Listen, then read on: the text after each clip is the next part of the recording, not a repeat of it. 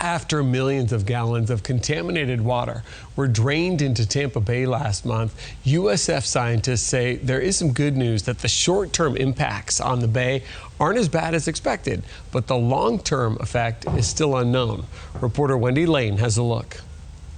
The threats of a collapsing gypsum stack at Piney Point forced the Florida Department of Environmental Protection to drain 200 million gallons of contaminated water into Tampa Bay in early April. But what is the impact on Tampa Bay? That's what USF scientists and many other organizations have been trying to figure out ever since by constantly testing and monitoring the water. We don't have a detailed concentration of what was in the reservoir, but so we're trying to interpret that from the samples that we're taking from the field. USF scientists now releasing their initial findings. An immediate concern, obviously, was that you would have highly toxic water that was going to result in some type of fish kill. We did not observe that. They say the good news is that the contaminated water was quickly diluted. One of the biggest concerns was the bad nutrients in the water causing algae blooms. This chart of satellite pictures shows a red circle around a small algae bloom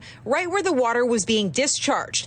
But within a few days, it was gone. The concentrations are now kind of back to background levels. So there's no great concern that we're going to have an overabundance of growth of any phytoplankton. But as far as the long-term impact, that is still to be determined. The time of year when we really have to be concerned about red tide is in the early fall, late summer, early fall months.